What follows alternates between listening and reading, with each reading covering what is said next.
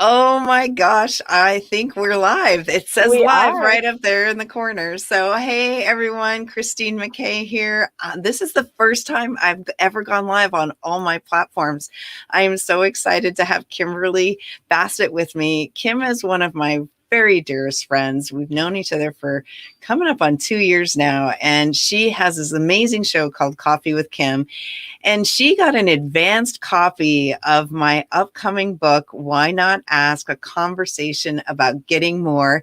And we thought we'd just jump on here because she's got lots of questions. So I thought it'd be fun Yes. to answer them. So, hey, Yeah. Kim, awesome to see you as always. Thank you. And you know what? Just because, we're going live, all of a sudden all my stuff is now turning off after we've been working on all of your stuff. So, the show does go on. So I think you can still see me. Yes. But Christine, what an honor to be going with you live for the first time. I remember my first time 10 months ago going live, and you are like a pro. So, all your experience is definitely paying off. I have to tell you, I do love live. There is something really magical about it. And there's a power to it. And so, being with you, being with all of your people, it's really an honor. But I have to tell you, my biggest honor was literally having you on my shows and being on your podcast. But this book, I told you, before we went on, I am so honored. I am so excited. I can't wait to have the one in my hand. Coming soon. It'll be Yeah. we're publishing it on Sunday, and we're doing our Amazon bestseller day on the 29th of August. So Oh so my gosh. excited. So tell me, why did you? Okay, so this is the interviewer in me. I know we're having a conversation, but so why did you write this? So it's really interesting. One of our mutual acquaintances, Melanie McSally, who does a lot of my tech stuff for me, she sent me a text. She's amazing. She sent me a text the other day with a description of somebody talking about negotiation, and the colors, their brand colors matched mine a little bit. And she goes, "I thought this was you, and then I realized it wasn't you." And she goes, "But I wanted you to know about this person." And I checked out the person, and I went, another professor. And, the thing is that when the topic of negotiation comes up, invariably it's professors from Harvard, Wharton, Kellogg, Columbia, Stanford, all these big name schools writing all these books. And then when it's not those people, then it's people who work in SWAT teams or the FBI or, and it's like, if you're treating your business as a hostage negotiation, you got a big problem. And so for me, this book, I wanted to, the way that I kind of described it early on was I wanted to take away the bravado, the gamesmanship. I wanted to pull the conversation out of the halls of the Ivy Leagues, and I wanted to bring that conversation about what negotiation is about to Main Street and to Industrial Street, to the 93% of people in my community in Los Angeles who have fewer than 20 employees. How do you negotiate and get more of what you want? And I want to help those people. So that's really what I wrote the book about. And it's really, I talk a lot about my own personal journey and the things that I learned and that story. And, and so I just wanted to be real and easy to read and a real conversation with every reader about negotiation. So I have to tell you, that was one of the things that struck me the most. I'm still not through it because I have a little bit, I like having that, I study books like yours, right? Yeah. But the first thing that came, I think I told you, is when I first started reading it, I know your story. You've taught me a lot of the skills, right? And the things that you're teaching and writing about here. And so even just the first 25, 30 pages that I'm into, I started to cry because you really have such a way of writing which you pull the person in and you let them kind of experience that with you, right? And being a woman. And I have to tell everyone out there, if you have to hear her story, it's such a beautiful story. And then the other thing that caught me was the title is so perfect because it truly is a conversation.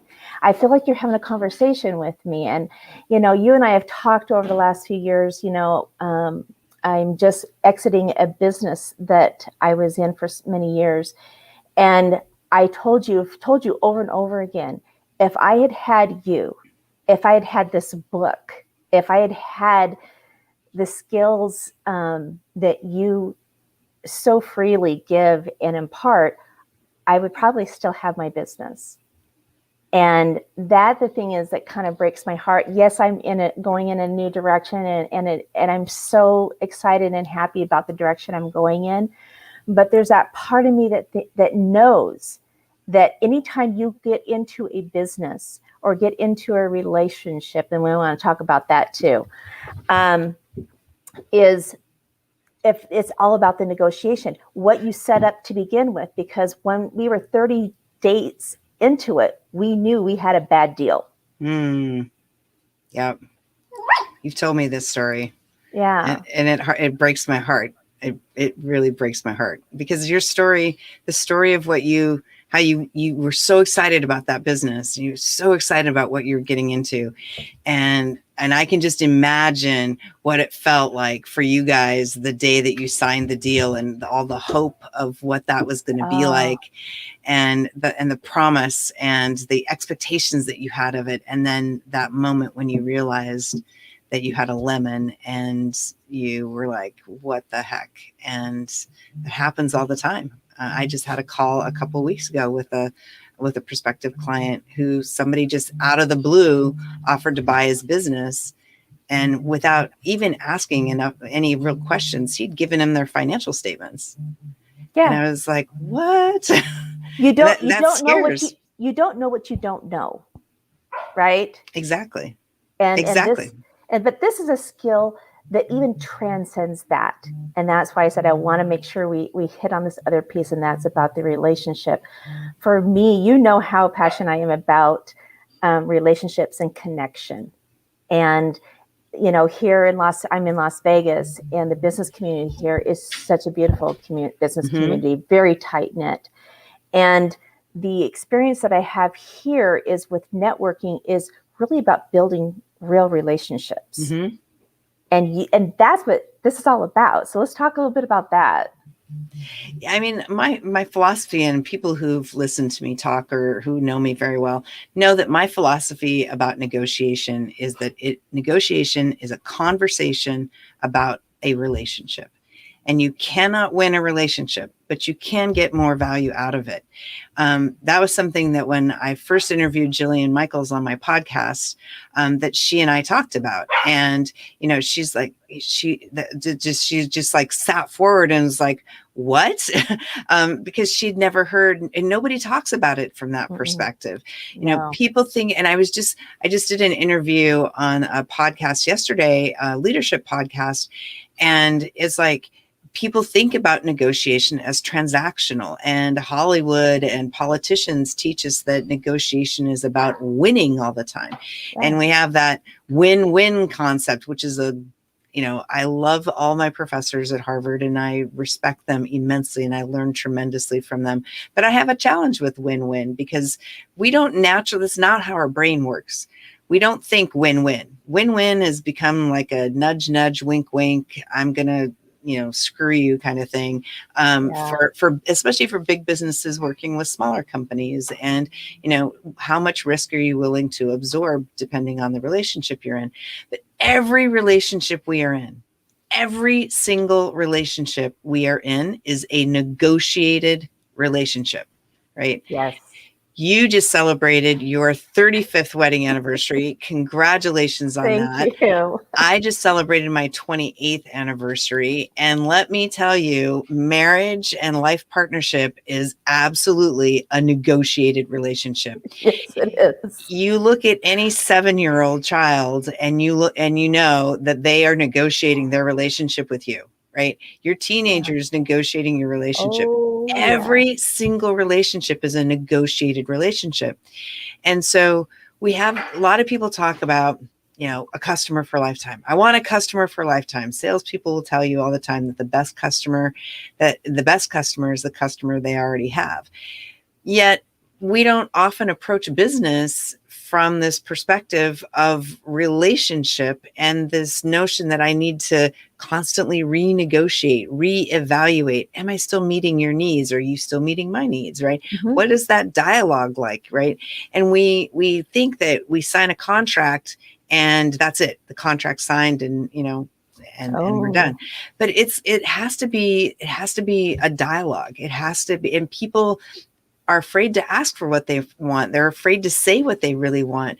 And that shuts down the opportunity to build really wonderful, beautiful, long-lasting relationships in business or in life. And so that's part of why I wrote the book. And there's a lot of things in the book that really talk to that. That notion of relationship over time. Even when a relationship is a breakup, when it's dissolving, I talk about a divorce. Yeah, to share that, that is such an amazing story. Can you do a brief one on that? Sure. Are we giving away too much here? I've spoken about this story before. In the book, the story is unresolved, but there is a resolution. So, in the book, it's a couple who have been married for over 20 years. They're both in their 70s. They have no children together, but they had a big, beautiful piece of property in Northern California. And they separated a number of years ago. He controlled all the finances, and he was he's a spreadsheet guy, and he was detailed numbers and all that. She didn't understand spreadsheet. She didn't understand how to use Excel. So he sent her, all this data in an Excel document, and she panicked, and she'd print the document out and try to assume, instead of auditing in Excel and figuring out what the calculations were, she tried to manually figure that stuff out. And it started out with him saying, I'm taking 70% and she can have 30. And if she doesn't like it, she can sue me. And it ended up with him giving her all of it and her giving him 50% of it back, plus $50,000. And they call it a good karma divorce. Because we focused on some different things in the conversation that wasn't about the transaction of the money or the sale of the property. It was about who do you want to look at yourself at? When you look back at yourself in 10 years, who do you want to see? What do you want this moment in time to be like? And that's what relationships are about. What am I today, and where are we trying to go, and how do we get there together? Yeah. And like you said, even when things end, right? Even ending this relationship I have, with this business, my biggest concern was, okay, I want to preserve the relationships within, right? It could have been really mean and nasty and taking it personal, but, we all have a responsibility. We had a responsibility. They had a responsibility. And at the end of the day, I want to keep relationships intact, at least the ones I can. Mm-hmm. Right. There's always exceptions, 100%. We get to choose, right? I'm a big proponent of choosing who we have in our life. And you and I, at the stage of life we're in, we can be choosy. I think everybody should be choosy. Yes. Right? Not, so one of my friends that I've made over the last year, named Carrie Conley, she, and I talk about this. I love her. She's amazing. And she's a vision. She helps people define their vision. And she talks about who's in the front row of the movie of your life. And do you have the right people in the front row? And if you you have to look at that group and say, are you the right person to be in the front row of my life, or do you kind of need to be moved to the cheap seats or moved to the balcony, right? Because you need to have. I need people like you, Kim, in my life. People who care about me, who love me enough to tell me when I'm messing up, who tell me to, when I need to push back and push back on me and give me different ideas and things to think about. And that's what I value about our friendship and, and our business relationship. Right. And because we do business together as well. So it's not just a personal relationship, it's a business relationship. And that to me is like how we negotiate in that personal world spills over into how we negotiate in our professional worlds. And I wish that people would give each other the latitude to ask for more and provide each other the tools and resources to share in the abundance that we live in. Oh, absolutely. And that's part of my thing is, is tools, right? We can have a lot of motivation. We can have a lot of things, but gosh, where's a piece of paper here? I'm going to share something real quick. Awesome. So you can have, if you have a piece of paper here, and you go to something and you go and you get excited and you have the rah-rah and you get all, and then you walk out to your car and it goes about like this. And then you go home and there's the motivation there, right? And then a week later, you're here. And then a month later, you're here. That is why you need tools. And that, and you and I, that's where we also connect, is you have to have something tangible. You have to have something that will give you those tools to get you where you want to be. Right? Absolutely. Yeah, I love that. And I mean, and that was one of the things that was important to me. I mean, my story, I've had people over the many years say, Christine, you've got to write a book. You've got to write a book about your story. And, I've seen many books. There's one in particular that I usually ask people about. And it's like, I could pick up and I could write a cathartic story that feels great for me to get it out on paper. And it's a great release and it inspires people. Right. Yeah, that's important. Right? Which is important. And I'm not knocking that kind of book at all. I find tremendous value in those. However, I didn't want to just inspire people. I want to motivate them to take action. Yes. And so for me, it was part of why this book was so important to me, is that it is a culmination of my almost, coming up on many decades on the planet. But no, I mean, I just turned 56 and, I have no shame in saying that, but I just turned 56. So 5.5 decades on this earth and almost 3 decades of negotiation experience. And it was a way for me to weave my story that into the book that there was some catharsis about writing about it. Putting it in writing does have that cathartic experience, but I wanted to be able to take that story and have it be a motivation for people to have people see how I did different things in my life and that they can apply to their own lives. Not that it's just this rah thing, because that like you just illustrated, that goes away. I don't want it to go away. There is a way for people to ask for more and get it. One of my favorite Maya Angelou quotes is, ask for what you want and expect to get it. And I believe that it's like, but how we go about getting that is part of it. So why not ask? Yes. No. Why not ask? Why not ask? My dad always told me, he was my first mentor, and he's like, if you don't ask, you don't get. Exactly. It's that you don't, there's so many people, like so many small businesses fail. So many businesses fail. We hear about that all the time. And, people are like, it's because their marketing sucks. And I'm like, no, it's because they're not asking. It's like the number one thing is it's not just that their marketing's bad or they don't have good sales processes. All that may be true, but they're simply not asking. That's the very first thing, is that people have to ask for what they want. Yeah. And that's also with, now that we're all really being forced to go online. Yes, we have pockets and we're able to still get out a little bit. I'm going to a network event tonight.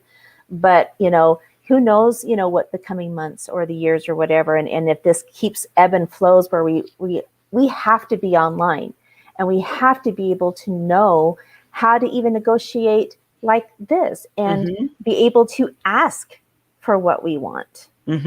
Absolutely. Right? A call to action, right? And taking action. Oh my gosh. And it's hard. right? When I started this show, taking action was really, really hard. And it was messy, and and I was really critical of it, but I'm so glad I do, because I really love what I do. And I felt that way. Like writing the book was a messy process, right? I started it, April of 2020, and I didn't get very far. And then I met somebody who's like, let me write the outline and we can audio record it, which I was like, oh, I like that idea. And so then we recorded it, and her name is Teresa Pushkar, and she actually used to work for Nightingale Conant, and she's done the audiobooks for, you name the guru. I mean, everyone from Marianne Williamson to Brian Tracy to Wow. Proctor to, like just a whole bunch of people. And she's like, Christine, this is really good. But then I decided I wanted to morph it and change it. And then I got a ghostwriter to help me, and she ghosted me. and then I found this amazing woman, Marav Richter, who's helping me actually, she's helped make this dialogue that I had, this conversation, and turn it into a book that's still this conversation about negotiation. And so I'm just super excited about it. And the comment that you made when we were first talking, that you felt like it was that the book is that I'm having a conversation with you. That really matters to me. That's really important, because that's really what I'm trying to do. Because I want people. So many people are intimidated by this topic, and many people have come up to me after hearing me a number of times speak and say, when I first saw you and I heard you were going to talk about negotiation, I have to be honest, I tuned out. Yeah. I was like, ugh, I don't need that. Only big companies do that. Only lawyers do that. That's not relevant or important to me. And she's like, you totally changed my mind. You totally showed me why negotiation is important. It's not just important. It's one of the most important things. It is. And she's like, it changed my perspective on myself and on business and how I interact with people. And that's very powerful. It's very powerful. And you are truly empowering people to up-level their life, up-level their business. So how can people get a hold of, how they get all the information? So the first thing is they can go to whynotaskbook.com, and actually, so you can see a little more information about the book. We're also looking for launch ambassadors. So we are doing our big bestseller day. We're trying to become an Amazon bestseller. And then we have all sorts of other stuff to get to bestseller elsewhere.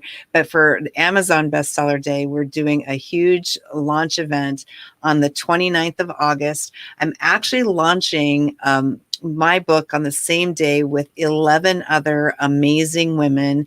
We're trying to actually set a world record of, having the most women published at the exact same time on the exact same day kind of thing. And we're doing a big virtual launch. And so if you go to whynotaskbook.com, you can find out more information about the book, and you can sign up to become a launch ambassador. And I have a free gift for everybody who's signing up. I signed up the other day. Yay. Thank you. Thank you. Yeah, I am so excited. I'm so excited. And I'm just so grateful that that you've enjoyed the book and that you're getting a lot out of it. And that just makes me so happy. Yeah, I am so privileged, because I'm so excited, because I'm already getting through it. But I promise you, I'm going to buy it on August 29th too, so I can have it in my hand. I can't wait to have it in my hand. Yeah. I'm excited. And then we'll release an audio version of it a couple weeks later. So fantastic. When I get my books ready, then I'll come on here and tell you all about mine. So awesome. Well, thank you, Kim. And we're going to have another conversation and talk more about the book next week. Yes. And this has been awesome for my first live experience. And we've had a number of people tuning in. So thank you everyone for tuning in, and go check out the book, whynotaskbook.com. And I can't wait to see you on launch day. Me too. Okay. Cool. Thank you.